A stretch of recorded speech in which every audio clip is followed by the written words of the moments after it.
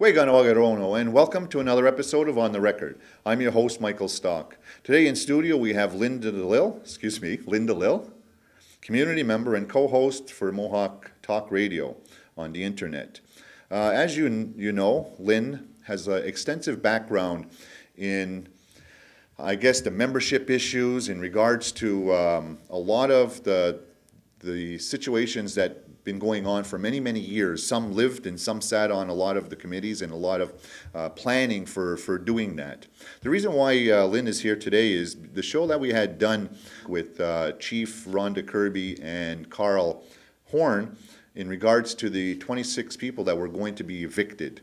I'm not sure as of yet whether those letters had gone out. I know that they said that they were going out on that Wednesday. All the individuals were supposed to have received the letters of eviction. The names, as of our showtime, may or may not have come out yet, because it may have taken, or it may take, a week, 2 weeks, 3 weeks, or a month to actually hand deliver to them, to those specific individuals.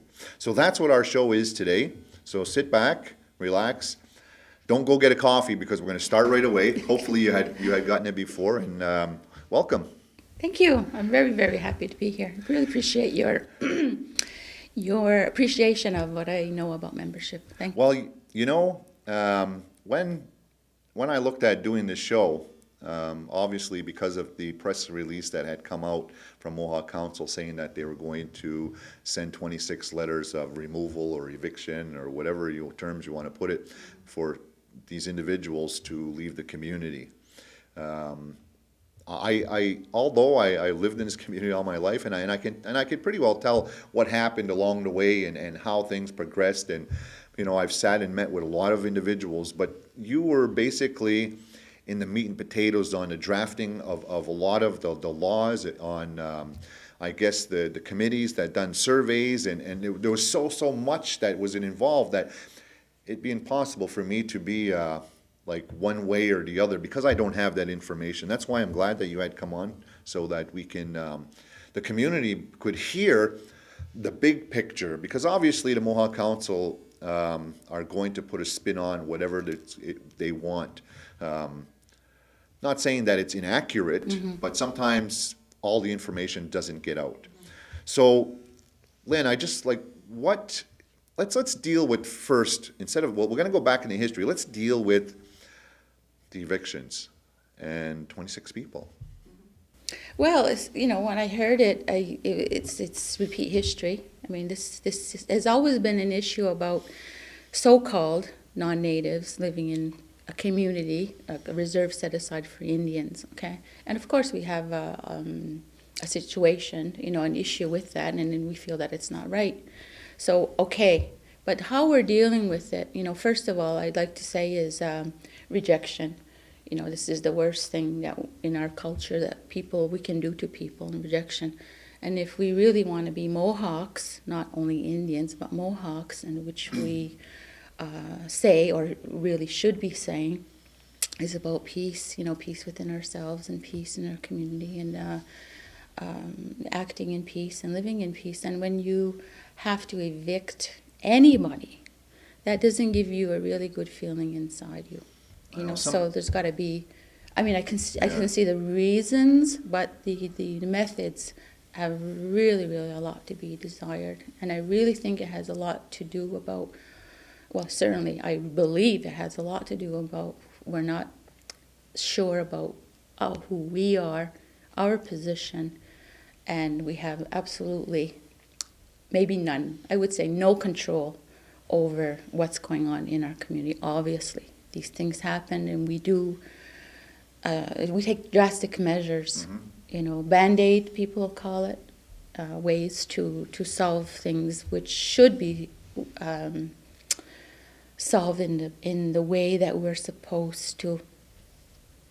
And the community, going back to what you said about my involvement with the consultation membership and extensive research on it, and of course following it up to the point where we are today, the community knows that. The community has laid out all the issues and all the solutions in a very respectful and honorable way.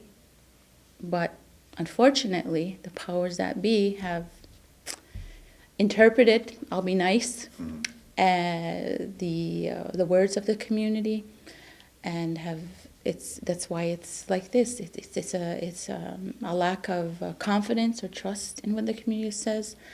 I've read that the Mohawk Council now is going to discuss, strategize, on the issues of membership, and they have to go back to the consultation that was done, extensive consultation that was done in the community, and relook at that in a way that is not threatening to them. It isn't, because people wanted ultimately the clan system, but the report suggested that there be a means to include everybody in going that way, which is what the custom code was supposed to be about. So, and we talked a little bit about that in regards to, they said that they received 100+ complaints from community members. Regardless of whether it was the same person calling 10 people, or whoever it was going to be. And then they narrowed the pool down of over 100 people, I guess, that they had on their list to 26 that had, I guess, no maternal or family ties at all to the community, whereas they were not from the community, no native ancestry, and they're cohabiting with somebody in the community. I think that at the end of the day, most people will say that, fine, okay, let's start there, if that's the case. But they're also a victim, the individuals who were on that list, because in Maine society, you can pretty well live wherever you want, and nobody's going to go knock on your door. And sometimes I think maybe if you've been here for a while, you're not ignorant to the fact that people don't want you here. But at the beginning, I think people are ignorant to that fact, that I'm going to live there with somebody who my girlfriend, boyfriend, or whatever. It's not an issue, and I don't even know if it was in the back of their mind unless the people that are from the community tell them. So even that's something. But it doesn't change the fact that there's going to be 26 people supposedly going to be given letters. The problem that I see is that who's going to deliver it? They weren't sure on that. What if? They weren't sure on the what ifs. They said whatever the community would like. So there's a lot of indecisiveness in those statements, and they don't have 100% at the table. So they don't have 12 individuals with the same mind to do the same thing. That concerns me. I think that because you're going to make a decision like this and the blanket effect that it may have, then I think you need 12 people at the table, all on board at the same time. What's your thought on that?